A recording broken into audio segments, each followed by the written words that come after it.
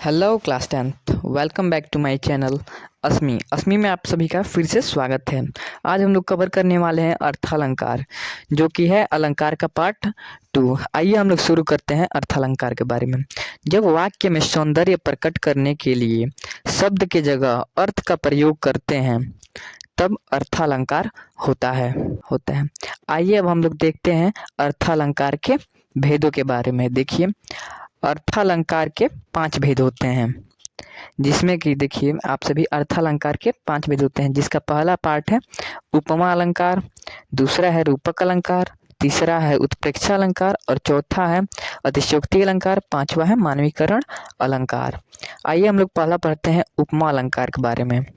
जब काव्य में किसी व्यक्ति या वस्तु की तुलना किसी प्रसिद्ध व्यक्ति या वस्तु से की जाती है तब उपमा अलंकार होता है। देखिए यहाँ पे क्या कहा गया है, यहाँ पे हम लोग को उपमा अलंकार में तुलना करना है, किसी व्यक्ति या वस्तु से, किसी प्रसिद्ध व्यक्ति या वस्तु से तुलना करना है। तो देखिए एग्जाम्पल में विराट कोहली सचिन तेंदुलकर के जैसे खेलते हैं। यहाँ पे विराट कोहली की तुलना हम लोग किए हैं किससे? सचिन तेंदुलकर से, क्योंकि सचिन तेंदुलकर का भी 49 सेंचुरी हो चुका है और विराट कोहली का भी 49 सेंचुरी हो चुका है, इसलिए हम दोनों को तुलना में रखे हैं। विराट कोहली और सचिन तेंदुलकर दोनों ही प्रसिद्ध आदमी हैं। देखिए अब रूपक अलंकार में, जब रूप गुण की अत्यधिक समानता के कारण उसमें उपमान की भेद रहित आरोप होता है, उसे रूपक अलंकार कहते हैं। अब देखिए रूपक अलंकार को हम कैसे समझ सकते हैं। देखिए इन दोनों में हम लोग को समानता बताना है, दोनों में डिफरेंस नहीं करना है। देखिए कैसे, विराट कोहली आज के सचिन तेंदुलकर हैं, हम इन दोनों में तुलना ना करके हम इन दोनों का समानता बता रहे हैं। अब देखिए उत्प्रेक्षा अलंकार क्या होता है। जहाँ उपमा में उपमेय की संभावना अथवा की जाए वहाँ उत्प्रेक्षा अलंकार होता है।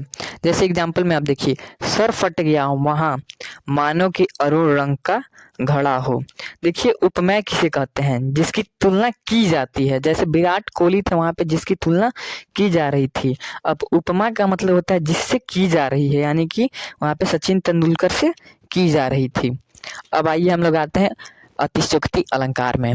बहुत ही मजेदार है ये अतिशयोक्ति अलंकार, जहाँ किसी व्यक्ति वस्तु आदि के गुण अथवा सौंदर्य को इतना बढ़ा चढ़ा के बताया जाए कि विश्वास करना ही मतलब बहुत ही कठिन हो जाए। यानी इतना बढ़ा चढ़ा के कह देना, इतना फेंक देना कि उसको स्वीकार करना बहुत ही मुश्किल हो जाए।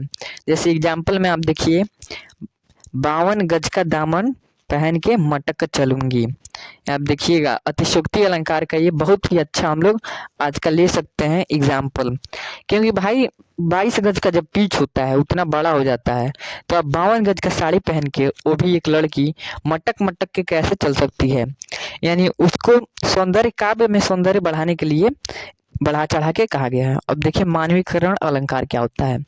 जब जड़ पदार्थ हो, प्रकृति के अंग, नदी, पर्वत, पेड़, लताएं, झरने आदि पर मानवीय क्रियाओं का आरोप लगाया जाता है, अर्थात मनुष्य जैसा कार्य करने का व्यवहार दिखाया जाता है, उसे मानवीकरण अलंकार कहते हैं। मान लीजिए एग्जाम्पल में देखिए, हेम से भींगती गेहूं की तरुणी फूटी